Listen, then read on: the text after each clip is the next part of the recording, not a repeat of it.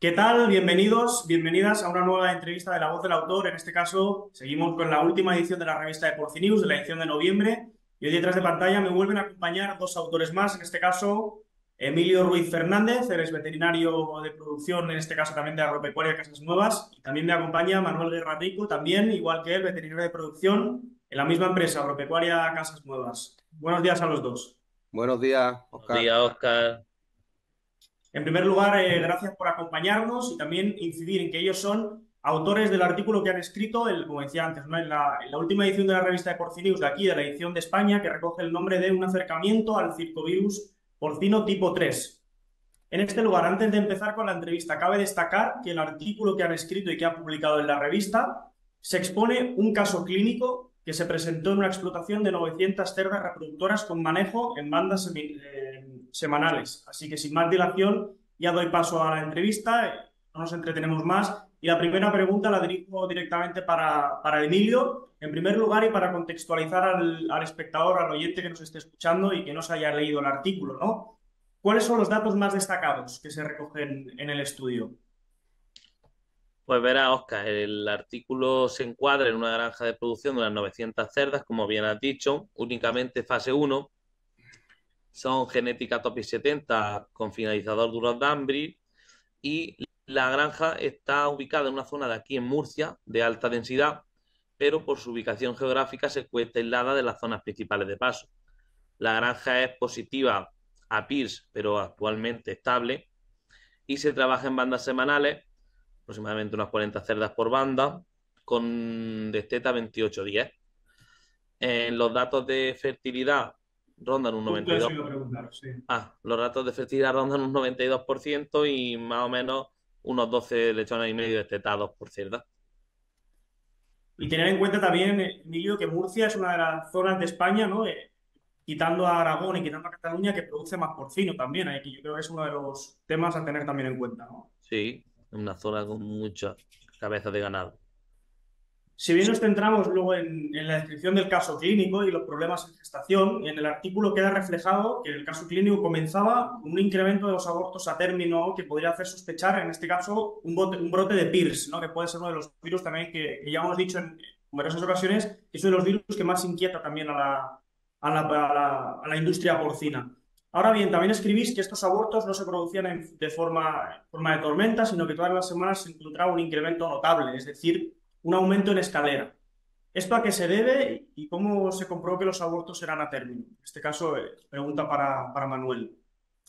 Bueno, pues como bien dices, siempre que tienes una enfermedad tipo infecciosa como el PIR, pues vas a tener y sea algo más epidémico, que no es una cepa que tienes en tu granja, va a ser algo como una oleada. En este caso, ¿vale? No presentaba una oleada, un golpe de aborto, sino que era una tendencia en el tiempo, paulatina, si era un poco ascendente, pero era mantenida en el tiempo, ¿vale? Donde se veían más abortos de lo común, abortos junto con otros signos clínicos, ¿vale?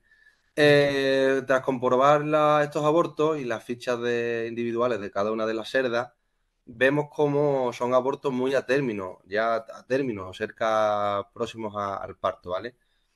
Aparte de esto, vemos como también, junto con los abortos, hay otros signos clínicos como son la vitalidad de los lechones nacidos muertos, que nos indica que algo está pasando en la granja, ¿vale? Y no es que no descartemos el PIR, pero lo sospechamos como diagnóstico diferencial, pero lo damos un poco de lado.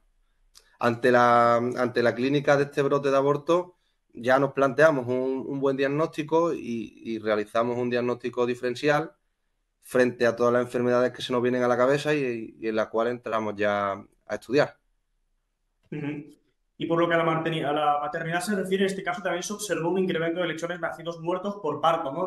Según se indica en el artículo, aunque lo que era verdaderamente preocupante, según escribís, era la pérdida de la vitalidad de los lechones que nacían vivos. ¿Cuáles creéis que es en este caso el motivo de ello? A ver, el aumento de los lechones nacidos muertos es algo multifactorial. Causas relevantes que pueden ser tanto procesos infecciosos como no infecciosos. Los procesos infecciosos más comunes que pueden provocar esta clínica, pues tenemos infecciones por PIR, por leptospiras, por parvovirus, etcétera. y otros muchos procesos, no, causas de manejo, que son no infecciosas, en la que podemos ver las condiciones ambientales, el manejo, condiciones de tipo alimentación, entre otras muchas. Lo más notorio del caso es que los lechones nacían vivos, no era, pero tenían poca vitalidad. Entonces nosotros valoramos ya factores de manejo como puede ser el frío en la sala, la duración de los partos, incluso llegamos a dudar de la atención al parto, del manejo de las personas que atienden los partos, etcétera.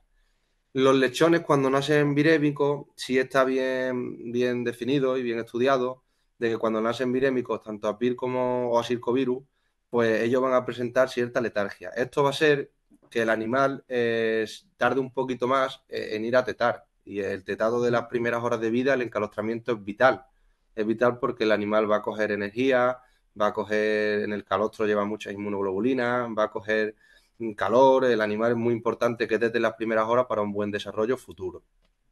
¿Qué pasa? Que tanto con aumento de los nacidos muertos y la pérdida de vitalidad, que es algo que va de la mano, junto que también vimos algunos lechones nacidos muertos, pues lo achacamos a esto, a un proceso que puede ser algo relacionado con el circovirus. Luego también hablemos del muestreo y el diagnóstico laboratorial, ¿no? Ya que reflejáis que la granja cuenta con un programa de monitorización que consiste en la recogida semanal de trozos de lenguas de los lechones nacidos muertos.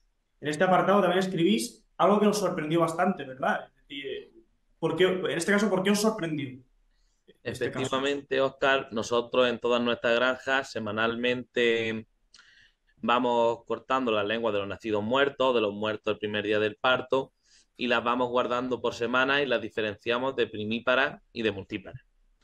Entonces, a estas lenguas lo que hacemos es mensualmente hacer una PCR frente a dos virus, circovirus tipo 2 y PIRS, y en concreto en esta granja, al mandar las lenguas mmm, que eran las de los episodios de abortos que habíamos tenido de esa semana, pues vimos que salían negativos ambos virus. Entonces esto nos sorprendió.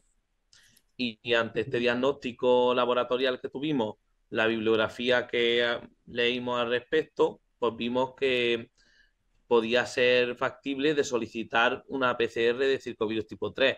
Y para más sorpresa, nos dio positivo y acetes muy bajas. En el artículo también se menciona que la vitalidad de los lechones condiciona en gran medida su comportamiento productivo en las siguientes fases. Quiero preguntaros, ¿esto a qué se debe? ¿No? Mire, ¿podéis entrar un poco en detalles? Pues como ha explicado mi compañero Manuel con algunos matices, el que el lechón tenga poca vitalidad, que nazca con poca vitalidad, hará que no vaya a tetar enseguida.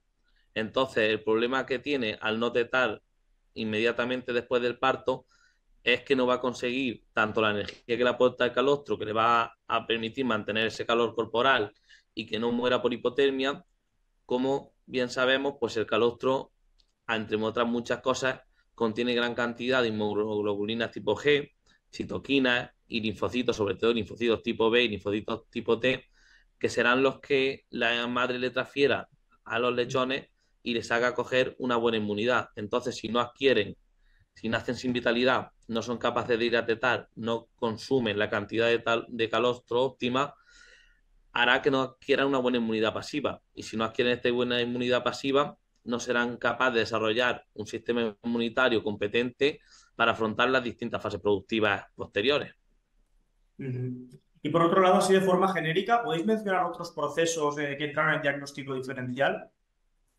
Sí, pues en el proceso, en este tipo de procesos, enfermedades comunes, como bien hablamos, lo que más se te viene a la cabeza es una recirculación de PIRS, ¿vale? Lo que pasa es que como ya por el diagnóstico diferencial, una recirculación de PIRS no suele ser tan mantenida en el tiempo, a no ser que sea una cepa hipervirulenta de las que se están viendo hoy día, tipo Rosalía, que son cepas más mantenidas, ¿vale?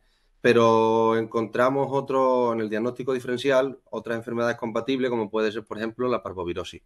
La parvovirosis. Lo que pasa es que no comparte una clínica 100%, no se veían esas camadas de nacidos muertos de forma escalonada, que es patognomónico del parvovirus. También no veíamos en cerdas, no veíamos ningún tipo de infertilidades, de tipo de enfermedades reproductivas, de problemas reproductivos en la cerda. Otra enfermedad muy común, aunque menos frecuente, es la leptospira, ¿vale? Una enfermedad también de diagnóstico un poquito más complejo Y decir que de todas las muestras, de todos los anejos fetales de los abortos, mandamos muestras al laboratorio, tanto para ver leptospira como ver parvovirus, y nunca llegamos a aislar nada en claro. Lo único que salió, ya te digo, incluso negativo a Pir y a circovirus, lo único que nos sorprendió fue esta CT tan positiva a PSV3. Genial. Y ya por último, ¿hasta qué punto es necesario realizar un buen diagnóstico diferencial con procesos que producen síntomas similares? Bueno, pues es clave. Si no tienes un buen diagnóstico diferencial que te incluya con un abanico, con un amplio abanico de distintas enfermedades, y siempre clasificar entre procesos infecciosos y procesos no infecciosos, en el cual podemos incluir nutrición, manejo, tal, es importantísimo hacer un buen diagnóstico diferencial, conocer la epidemiología y conocer todas las enfermedades que pueden provocar una clínica similar, y a partir de ahí, pues bien sea con la clínica, con diagnóstico laboratorial, ir basando tu camino, ir quitando puertas hasta llegar a un diagnóstico, ¿vale? A un diagnóstico definitivo. Esto es más que primordial, es muy importante. Pues con Emilio Ruiz Fernández y con Manuel Guerra Rico, ambos veterinarios de producción porcino, en este caso en Agropecuaria Casas Nuevas, hemos indagado en el artículo que han escrito, como decía antes, en la revista de Porcinews, en la última edición. Recoge el nombre de un acercamiento al circovirus porcino tipo 3. Así que a los dos agradeceros que hoy hayáis podido estar aquí con nosotros para hablar más sobre el artículo. Muchas gracias, Oscar. Muchas gracias por permitirnos comunicarnos y esperamos que este artículo sirva a más compañeros. Muchas gracias. Y eso mismo, y a los que estáis detrás de la pantalla, recojo lo que dicen ellos. Espero que os sirva para aprender más, sobre todo, y si os ha gustado, no olvidéis dejar un like, suscribiros al canal y estar atentos a todo lo que está por venir en las próximas semanas. Hasta entonces.